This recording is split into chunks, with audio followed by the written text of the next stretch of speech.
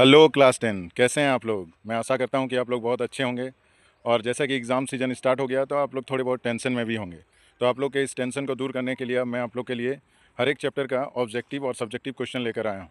हम लोग सबसे पहले शुरुआत करेंगे ऑब्जेक्टिव क्वेश्चन से, ताकि आप लोग को पास करने में कोई दिक्कत ना हो। जैसे कि आप लोग जानते हैं कि हर एक स्कूल में आप लोग का मैथ और साइंस लगभग लगभग हो जाते हैं। सारे स्कूल्स में ही मैथ साइंस को पहले फोकस किया जाता है। एसएसटी पीछे रह जाता है, और मैथ साइंस की तरह ही एसएसटी भी एक बहुत महत्वपूर्ण सब्जेक्ट है। आपको इसमें मार्क्स लाने ही होते हैं। तो जैसे कि इसमें आपके 4 पार्ट हैं। एक इतिहास यानी कि हिस्ट्री, भूगोल यानी कि ज्योग्राफी, नागरिक शास्त्र यानी कि सिविक्स, और अर्थशास्त्र यानी कि इकोनॉमिक्स। तो आप लोग को इन चारों ही पार्ट को अच्छा से करके जाना है। तो चलिए हम लोग शुरू करते हैं।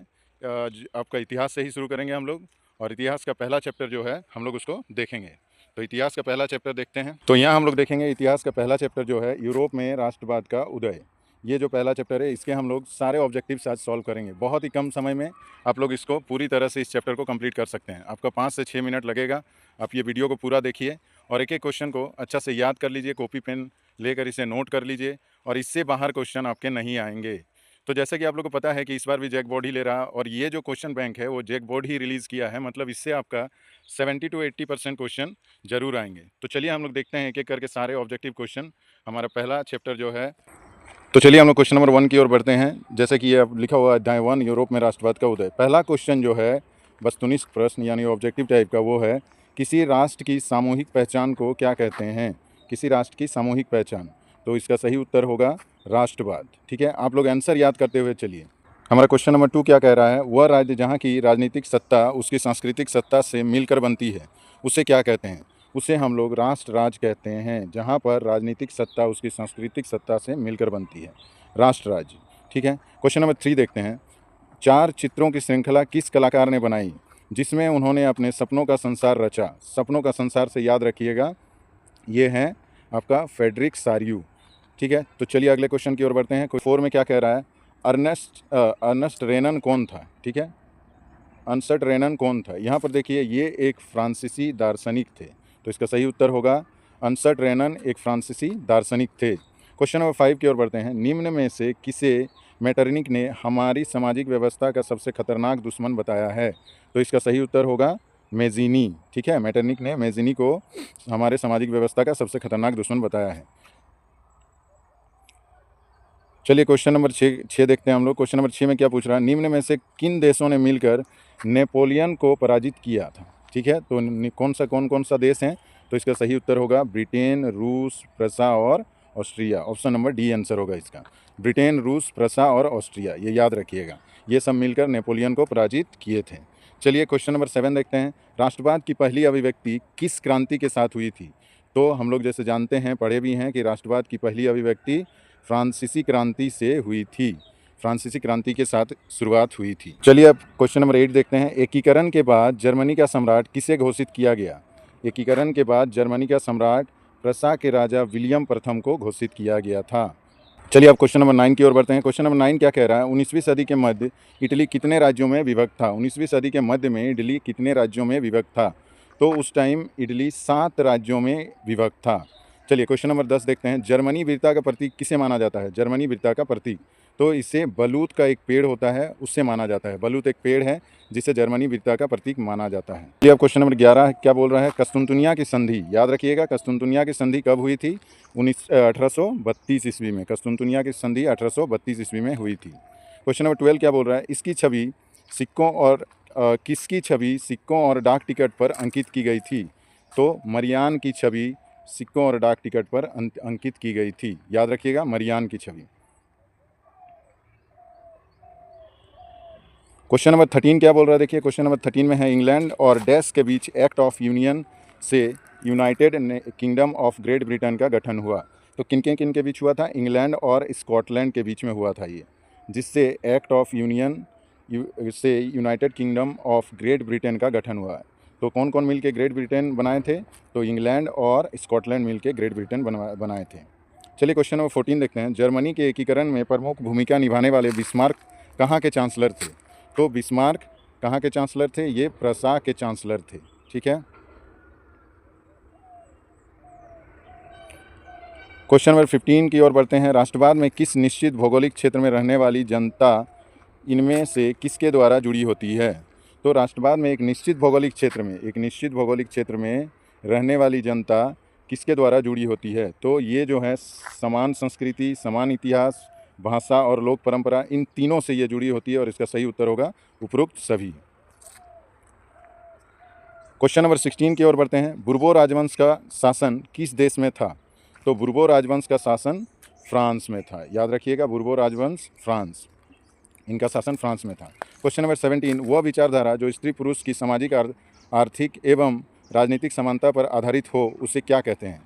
एक विचारधारा जो स्त्री पुरुष की सामाजिक आर्थिक एवं राजनीतिक समानता पर आधारित हो उसे हम लोग नारीवाद कहते हैं, जिसमें नारियों को भी समान यानी कि बराबर का हिस्सेदारी माना जाता है। क्वेश्चन नंबर 18 की ओर बढ़ते हैं। मार्सिले किस देश का राष्ट्रीय भक्ति गीत है?